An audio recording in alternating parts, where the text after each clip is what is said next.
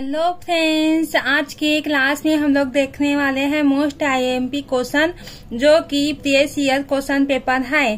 तो ये physical chemistry का क्वेश्चन पेपर है। इसके मोस्ट इम्पोर्टेंट क्वेश्चन है फ्रेंड्स, जो हर साल हम लोग के क्वेश्चन मतलब फर्स्ट सेमेस्टर में आते रहता है। वह इम्पोर्टेंट क्वेश्चन के बारे में डिस्कस करेंगे। तो आइए स्टार्ट करते हैं। फर्स्ट जो है answer the following question miss होता है। यह 10 नंबर का है और इसमें एक नंबर का पूरे हर एक क्वेश्चन में एक नंबर जुड़ा हुआ है, तो मिल करके 10 नंबर का ये होता है।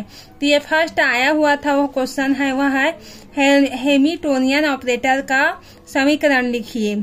इसका मतलब फ्रेंड्स जो हम लोग को इक्वेशन बस लिखना है हैमिल्टोनियन ऑपरेटर का, उसके अलावा कुछ नहीं लिखना है, तो इसे एक नंबर हम लोग को मिल जाएगा। अब देखते हैं इसका और जो आगे का क्वेश्चन है उसको देखते हैं। Right the equation of Hamiltonian operator, इसी में कहा है, इसको इंग्लिश में बोलते हैं और ये है कोणीय संवेग ऑपरेटर का समीकरण लिखिए। Right the equation of angular momentum operator, इसका बस हम लोग को इक्वेशन बस लिखना है। और यह है राइट द जनरल फॉर्मूले फॉर एटॉमिक टर्म सिंबल, और टर्म सिंबल का जनरल फॉर्मूला हमको लिखना है। ये हम लोग का सी है। और डी में दिया है right the value of pi stabilization energy, pi bond energy for the ethylene, इसका हम लोग को आंसर लिखना है। इस तरह से ये क्वेश्चन दिया गया है। Right the value of collision number, J है 4 बायोमोलिकुलर रिएक्शन, और एफ है जबलांस्की इक्वेशन को हम लोग को लिखना है एग्जाम्पल से, मतलब 1 एग्जाम्पल देना है हम लोग का किसका, जबलांस्की रिएक्शन का। और जी होता है हम लोगों का, जी में है चैन लेंथ एसिटाल्डिहाइड की पाइरोलिसिस अभिक्रिया के लिए चैन लंबाई का मान लिखना है। Right the value of chain length for pyrolysis of acetaldehyde CH3CHO, और ये है बूंदों के वाष्प दाब हेतु केल्विन समीकरण का मान लिखना है। मिस होता है right the value of kelvin equation for vapour pressure of droplets, तो इसका हम लोग को इक्वेशन बस लिखना है। ये है HDPE और LDPE का पूर्ण विस्तार लिखना है। Right the full form of HDPE and LDPE, ये पूरी तरह से इस क्वेश्चन को हम लोगों को इसमें हम लोग को जितना दिया है उसमें 10 को ही हम लोग को सॉल्व करना है और लिखना है, तो हम लोग को एक नंबर उसमें मिल जाएगा। Right any one example of electrically conducting polymers.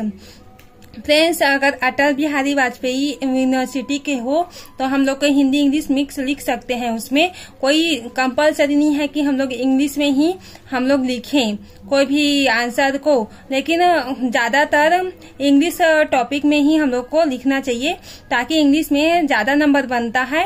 और ऐसा कोई बात नहीं है कि प्योर हिंदी में ही, लेकिन हम लोग को हिंदी में इंग्लिश मिक्स लिखना है, तो जो हेडिंग रहता है उसको हम लोग को इंग्लिश में ही लिखना चाहिए ताकि अच्छे से हम लोग का नंबर बन सके। और सेकंड होता है हम लोग का क्वेश्चन है निम्नलिखित प्रश्नों के उत्तर दीजिए। इसमें आंसर द फॉलोइंग क्वेश्चन, ये है 5 क्वेश्चन है, 2-2 नंबर का है। A और B C D E मतलब ये 5 क्वेश्चन है। इसमें दिया है फर्स्ट क्वेश्चन होता है वो है right the equation of normalized wave function for particle in 3 dimension box, इसको हम लोग को आंसर देना है।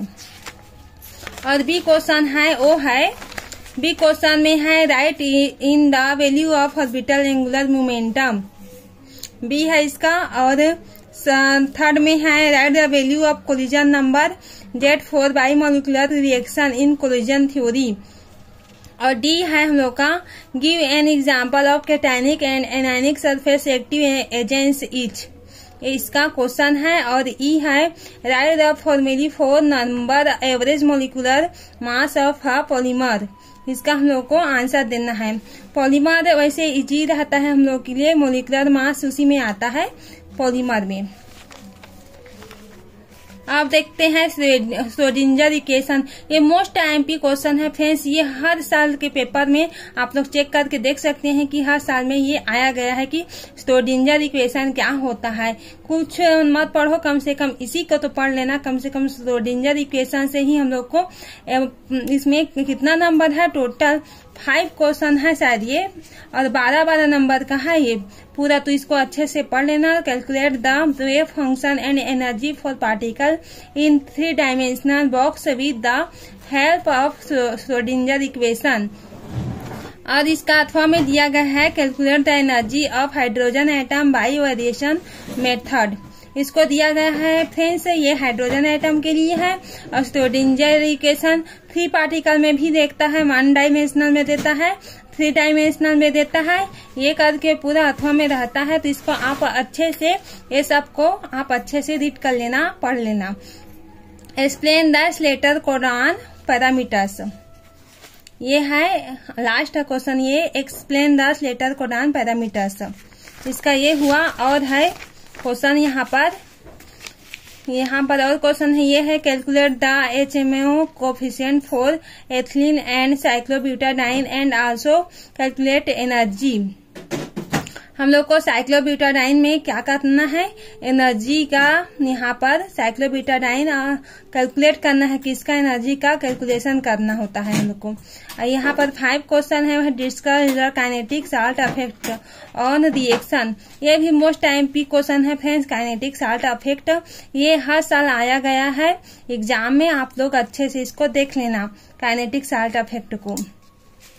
और इसमें है explain the Lindeman theory for unimolecular reaction, और यहाँ पर ये क्वेश्चन में से कोई न कोई आता ही है, लिंडमान थ्योरी, ये मोस्ट IMP है ये भी। और वेट इक्वेशन, वेट तो बहुत लंबा थ्योरी है, लेकिन लिंडमान है वो थोड़ा इससे इजी है, तो आप लोग इसे अच्छे से पढ़ लेना।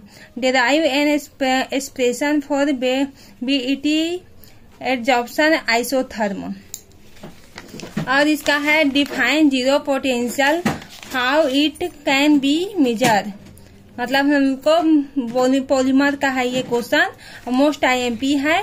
और इसका लास्ट है, ये अथवा में दिया गया है, describe the sedimentation method for the calculation of molecular weight of polymer. ये पूरा एंड है फ्रेंड्स, फिजिकल केमिस्ट्री का है ये क्वेश्चन पेपर जो प्रीवियस ईयर है। आप लोग इसे अच्छे से पढ़ लेना, इतना ही पढ़ लिए तो पासिंग मार्क पक्का है कि आ ही जाएगा। Thank you so much.